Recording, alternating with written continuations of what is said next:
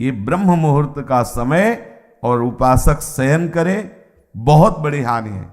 मान लीजिए खूब सत्संग सुनते हैं आप सब जन और बहुत कृपा है आपके ऊपर, लेकिन परिवर्तन नहीं हो रहा भाई। अगर आप 6:30 बजे, तो अच्छा नहीं, बिल्कुल अच्छा नहीं, बिल्कुल अच्छा नहीं। ये दिनचर्या तो बिल्कुल ठीक नहीं है। आप लोग सावधान हो, जो भी हो सावधान हो जाइए।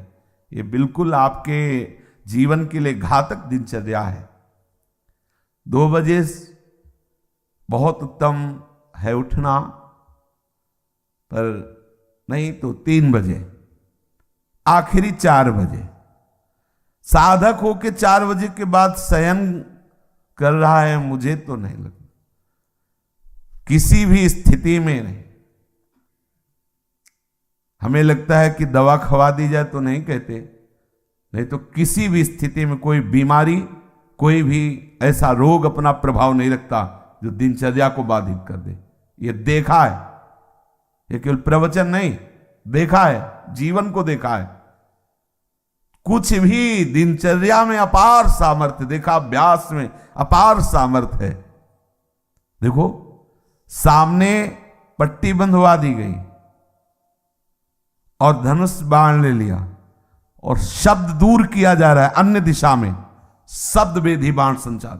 अभ्यास देखो, आंख में पट्टी बंधी हुई है, शब्द किस दिशा से हो रहा है एक श्रवणेंद्र से देखना है और बाण वही संधान करना जहां से शब्द निकला है। अभ्यास देखो, अभ्यास का प्रभाव देखो, कितने से चमत्कार अभ्यास में लौकिक, और आप परमार्थ के पथिक, और आपका यह अभ्यास कि आप उठे और फिर सो गए। क्या मतलब, आपकी दिनचर्या क्या है? आप भगवद आश्रित, इसका मतलब प्रमादी थोड़ी है। आप भगवद आश्रित, इसका मतलब प्रपंची थोड़ी है। अहम का त्याग करके भगवद आश्रित होकर हम भगवत मार्ग में चलने वाले पथिक हैं। इसलिए सबसे प्रार्थना है, जो पीछे हुआ आज से एक नई दिनचर्या आप देखो। जो पूर्व की दिनचर्या ठीक है तो उसे लिखो, नहीं तो सुधार करके और स्वयं श्री जी के सामने वो दिनचर्या रखो। दिखाने की जरूरत नहीं है, बहुत बार देख लिए, बहुत बार रजिस्टरों में रखा हुआ है सब दिनचर्या। अभी आ जाएगी उठ के, 2 बजे उठे, 3 बजे ये, 4 बजे वो, 5 हो सकता है जिस दिन लिखो उस दिन 2 बजे उठ जाओ कि आज उठे, पक्का उठे, सत्य कह रहे हो, 2 बजे लिख दिया। इससे काम नहीं चलना। आप अपने को खुद साक्षी करके प्रभु के सामने और नियमावली में बांधो। बिना नियम के प्रेम उत्पन्न नहीं होता।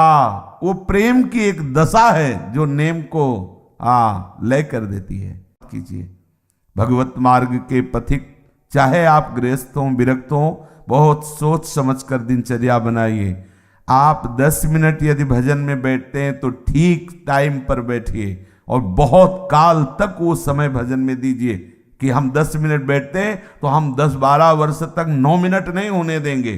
10 मिनट तो बैठेंगे ही, और हमें मिलेगा तो हम माया से खींचकर और समय बढ़ाते घटने नहीं देंगे। ये दिनचर्या का भाव होता है अपने मन को बांधना। दिनचर्या का मतलब होता है हम अपने मन को संपूर्ण समय के द्वारा इष्ट में फांस रहे, बांध रहे, इस समय ये, इस समय ये, इस समय ये, और उसको नियम पूर्वक बांधना। कभी परिक्रमा चल रही तो कभी कुछ, कभी कुछ, कभी सब बंद, कमरे में पड़े शयन कर, ऐसी नहीं।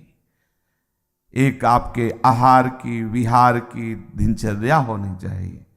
बहुत अच्छा आहार मिल जाए तो भी एक संयमित जो आपने आहार नियम लिया उससे ज्यादा नहीं होना चाहिए। ना मिले उस समय के बाद आपको सच्ची बताए, यदि आपकी दिनचर्या सही है तो समय के बाद आहार करने की इच्छा ही खत्म हो जाती है। अगर आपका समय है कि इस समय से इस समय तक आप प्रसाद लेते हैं, अगर नहीं मिले तो उसका चिंतन खत्म, उसकी इच्छा ही खत्म। अब अगले टाइम जब पाते हैं तब फिर आए। बहुत बड़ा नियम में बल होता है। बिना घड़ी के अपने आप नेत्र खुल जाना, दोबारा आलस्य ना आना, शरीर में एक नई स्फूर्ति, अभ्यास में बहुत बड़ी ताकत होती है। अपने लोगों का अभ्यास ही दृढ़ नहीं हो रहा है, नियमावली ही ठीक से नहीं बन रही।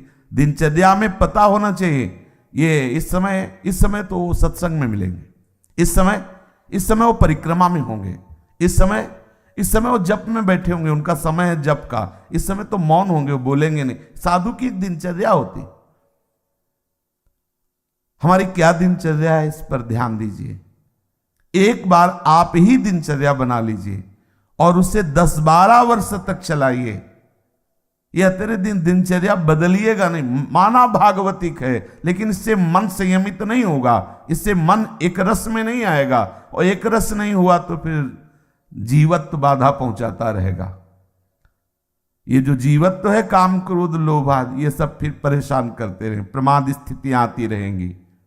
एक रस में बहुत बड़ा बल।